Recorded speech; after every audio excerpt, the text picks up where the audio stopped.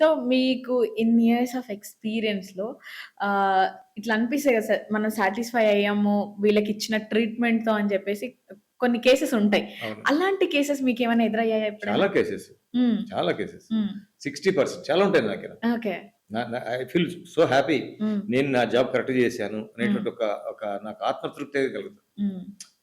చాలా మంది హోమియోపతి అంటే తక్కువ చూస్తారు. హోమియోపతి అంటే చిన్న చూపు చూస్తారు. హోమియోపతి అంటే ఏదో మాటలు చెప్తున్నాడు. ఏం లేడు ఊరికే మాటలు చెప్తుంటాడు. అదంతా ఏం లేదనుకుంటారు గానీ, హ్మ్. ఒక్కసారి నా ట్రీట్‌మెంట్‌లోకొచ్చి నా రిజల్ట్ గినుక చూసారంటే, హ్మ్. సో ఐ యామ్ ద అంటే వాళ్ళే ఫీల్ అయితారు. సార్ హ్మ్. చాలా హ్మ్. బాగుంది అంటే చెప్తుంటే డాక్టర్‌కి కావాల్సింది డబ్బులు కాదు. హ్మ్. హ్మ్. బాగా చేశాడు. హ్మ్. హెల్ప్ చేశాడు. హ్మ్. ఒక రెస్పాన్సిబుల్‌గా చేశాడు. హ్మ్. అది డాక్టర్‌కి మాత్రమే చెల్లుతది. హ్మ్. మీరు ఎవరి దగ్గరికెళ్ళండి, హ్మ్. ఏ లాయర్ దగ్గరికెళ్ళండి, ఏ పోలీస్ ఆఫీసర్ దగ్గరికెళ్ళండి, ఇవి రావు మీకు. హ్మ్. అదొక బ్యూటీనెస్ ఆఫ్ ది డాక్టర్ కాబట్టి, ఆ డాక్టర్ యొక్క ఆత్మతృప్తి అనేది ఇక్కడ ఇంపార్టెంట్ కాబట్టి, హ్మ్. సోషల్ రెస్పాన్స్ కాబట్టి, డాక్టర్ నేనుగా నా పేషెంట్‌కి హ్మ్. న్యాయం చేయలేని రోజు, న్యాయం చేయకపోతే నేను చెప్తాను. హ్మ్. నేను ఒక్కోసారి ఫెయిల్ అయిపోయాను ఈ ట్రీట్మెంట్‌లో. పేషెంట్‌లకు కూడా చెప్తాను ఒక్కోసారి. హ్మ్.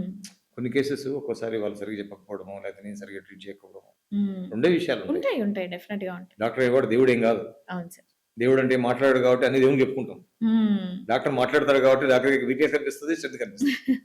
అర్థమైందా? హ్మ్. హ్మ్. దేవుడు మాట్లాడితే హ్మ్. దేవుని దగ్గర కూడా ప్లస్‌లు, మైనస్‌లు ఉంటాయి. హ్మ్. మాట్లాడాడు కాబట్టి అన్ని ప్లస్‌లే కనిపిస్తాయి ఆడ. హ్మ్. హ్మ్.